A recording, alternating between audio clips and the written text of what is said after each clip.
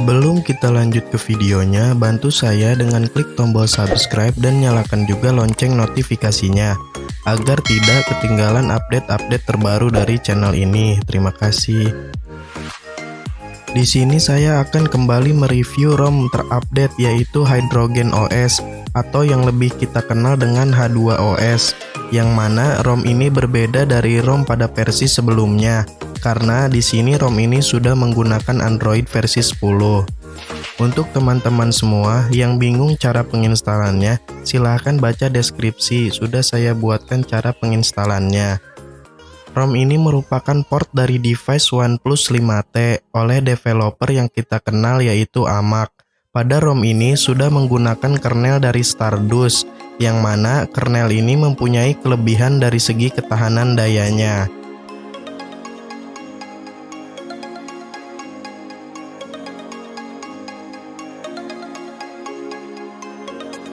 Seperti biasanya, kita akan mereview basic settingnya terlebih dahulu. Pada menu display, untuk adaptive brightness-nya berfungsi dengan normal. Dan untuk tingkat kecerahannya sangatlah bagus karena cukup terang walaupun kita sudah men-setting low. Pada night mode-nya pun berfungsi dengan baik. Kita pun bisa men-setting intensitas cahayanya dari mulai color temperaturnya sampai lightness-nya. Pada ROM ini juga terdapat reading mode yang mana terdapat beberapa opsi yang bisa kita pilih untuk memanjakan mata kita saat malam hari. Pada fitur ambient display-nya pun sudah berfungsi, walaupun ada beberapa fitur yang belum berfungsi. Pada fitur ambient display ini menurut saya pribadi sudah cukup dibanding versi Pi-nya. Pada LED notifikasinya pun berfungsi dengan baik. Terdapat dua warna yaitu warna hijau dan merah. Kita bisa men-setting pada menu ini.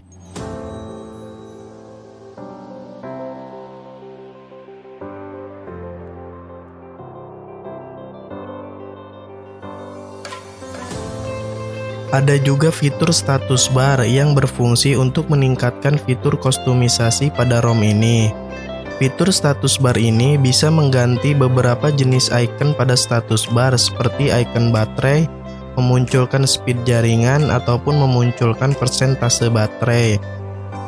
Untuk meningkatkan pengalaman yang baru, pada ROM ini disediakannya fitur customization, yang mana fitur ini berfungsi untuk menambah kesan kostumisasi baru pada ponsel kita.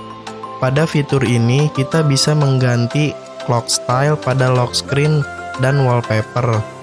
Di bawahnya terdapat juga sistem customization yang mana di sini kita diberi beberapa opsi tema seperti light, colorful, dan juga dark. Pada tema tersebut sudah berfungsi dengan baik keseluruhannya. Contoh, pada tema dark berfungsi dengan baik pada kesemua aplikasi yang memang support dark mode seperti Instagram, YouTube, WhatsApp, dan juga Google Keyboard. Pada menu sistem customization ini juga kita dapat mengganti beberapa icon shape pada menu home screen atau up drawer. Kita juga bisa merubah accent color pada setiap headline sesuai yang kita inginkan. Kita juga bisa mengganti icon pack ataupun menambah icon pack pada menu sistem customization ini. Nah, untuk audio yang dihasilkan dari ROM H2OS ini sangatlah baik karena audio speaker yang dihasilkan dari ROM ini terbilang sudah cukup sangat baik, hampir-hampir seperti audio speaker pada stok ROM.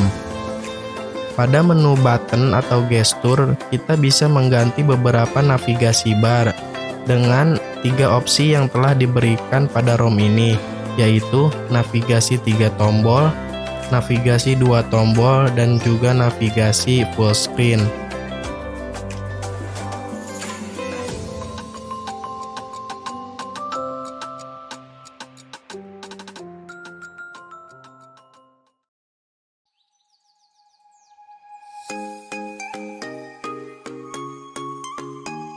Yang terakhir adalah untuk ketahanan daya atau baterai. Bang, baterainya gimana? Awet kah?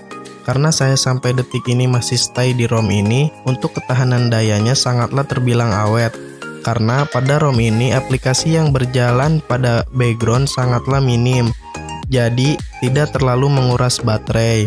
Dan juga dengan bantuan custom kernel dari Stardust yang mempunyai keunggulan pada ketahanan dayanya, ROM ini sudah terbilang cukup awet, namun untuk pengisian dayanya yang terbilang lama. Untuk penyimpanan yang dibutuhkan oleh sistem hanya sekitar 5 GB.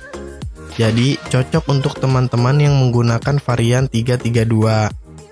Pada menu utilities, kita diberikan beberapa fitur tambahan seperti parallel space yang berfungsi untuk membuat cloningan aplikasi atau ruang kedua dalam satu ponsel. Ada juga fitur app locker yang berfungsi untuk mengunci beberapa aplikasi yang terinstal pada ponsel kita, bisa menggunakan sandi ataupun pola dan pattern. Yang terakhir yaitu Quick Replace in Landscape. Fitur ini memungkinkan kita untuk membalas setiap chat atau obrolan tanpa keluar dari aplikasi. Jadi sangat membantu kita saat sedang dalam in-game dan ada chat yang penting, kita bisa membalasnya tanpa harus keluar dari game tersebut.